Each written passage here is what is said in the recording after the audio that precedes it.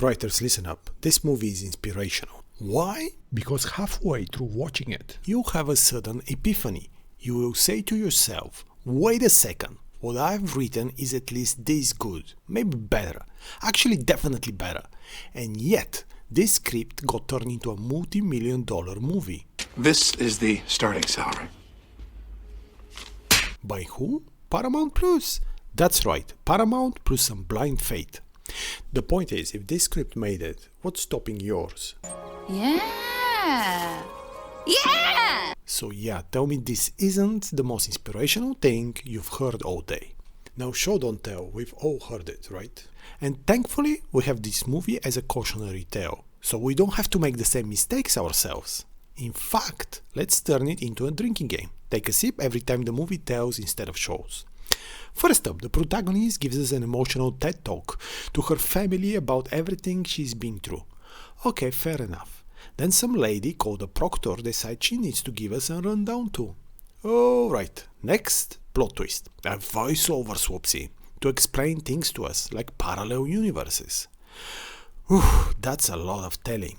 But hey, surely now we are ready to give and dive into the story, right? Wrong, because we go into the office of Philippa Georgescu for some exposition on the theme. By the way, I should point here that there are websites for generating fantasy names, just saying. Okay, back to the story, because after the exposition in the office, the story actually starts, right? Right? No, because then we meet the team where you guessed it. We get more exposition about them, what skills each one has, all sprinkled with a quirky banter. The good thing is that finally the movie starts going. Wait. We need to get more exposition. This time about the mission, because we don't know what the mission is, right? So we need it. Then we get some random action and we are not interested in because we don't know who the attacker is and what we should care about. Now, we go to a flashback after the fight, and you will never guess what happens. No. Mm-mm. No. Hell no! We have more exposition. But wait, now the interesting part starts. Because the Alok Shamar character has to do what? Yes, he needs to do an exposition about his backstory. Eugenics, the war, he's from Earth, blah blah blah. Then they go to interrogate a character, and at this point the movie finally changes. Because, oh no, they do an exposition, don't they? No! Yes, for Metalhead, this guy. I just can't. If you're still playing the drinking game, call an ambulance, because there's no way you're surviving this. I played it, but don't worry, I was drinking juice. Now, since we are diving into the advanced art of storytelling, really peeling back the story curtains here, let's take a look at some other issues with the script. First up, their genius plan to steal the weapon. So they gather this elite team with all those incredible abilities. You're thinking, oh, this is gonna be clever, interactive, intricate, a haste for the ages. And what's their final solution? To steal the biological weapon he carries? Punching a guy in the face. That's it, just pow, right in the nose. But wait, it gets better, because Georgescu, our fearless leader, has a plan. And not just any plan, oh no, this is a plan born of experience, wisdom, and well, a lot of exposition. She's got it all worked out, people. Everybody's power will be utilized to perfection. There's even a fancy phase shift device, which of course gets its own lovely exposition scene about how it works. So you're bracing yourself for some Ocean 11 level mastermind stuff? Wrong. Her final masterfully brilliant plan that is going to be completely different than the initial one? Drumroll please. Punching a guy in the face. Wait, what? That's the same plan as the initial one. Huh? What? What? What? What? Say what again? Say what again? I dare you. I double dare you. I mean, come on, at least have 2 punches for variety, or a kick. Spice it up a little. But no, it's just punch first, ask questions never. Speaking of team, let's talk about the sheer number of characters. There are too many, which creates the classic problem. We are told what they can do instead of seeing it in action. Now let's take a moment to think about what makes a gathering of the team story so appealing to viewers. First, it starts with a clear problem. Something the audience can chew on and mentally puzzle out. That's how you pull them into the narrative. Then you introduce a team of people with unique skills, and the audience becomes invested in how those talents will solve the problem. Whether it's stealing a super weapon, as in this case, or breaking into a high-security bank vault, the magic lies in getting the audience to think, to immerse themselves in the process. And then, because good storytelling thrives on chaos, things fail spectacularly. But instead of folding, the team improvises and uses their skills in clever, unexpected ways to overcome the obstacles. That's how you do it. Now, in this movie, the problem is stealing a super weapon. Except we don't really know what the obstacles are. We are not part of gathering the team either. So instead of engaging with the story, the audience is left standing outside, looking through the window like, what's going on there? Let's be clear. If you're borrowing story elements that were in other scripts, you need to understand why audiences love it, why it resonates. Don't just throw it in like a garnish and hope for the best. Otherwise, you end up with a salad nobody ordered. The second major problem with this script is that two of the plot lines are completely disconnected. Let me explain.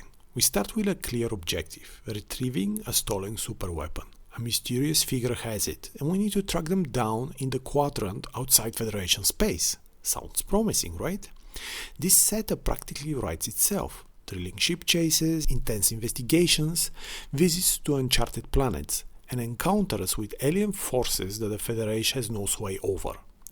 The story has direction, purpose, and a galaxy of possibilities. But then inexplicably, this story just dies. Poof, gone. Instead, we are handed a second plotline that comes out of nowhere, finding a mole. Suddenly, we are hunting down a spy, an enemy agent embedded in Section 31. And this new plot veers off in an entirely different direction, involving sabotage, murders, and a team stuck on a planet that looks suspiciously like your average North American forest. It feels like the writers had budgetary constraints and had to limit the scope of the project mid-journey. Now, if you wish, write in the comments what's your favorite part of the movie. Mine? This scene is my favorite, for all the wrong reasons. The line, "You look like a Swiss Army knife."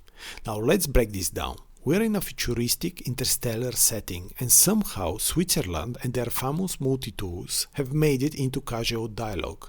Because obviously the Federation's primary export to other civilizations isn't warp cores or advanced long-range teleporters. No, it's Swiss Army knives.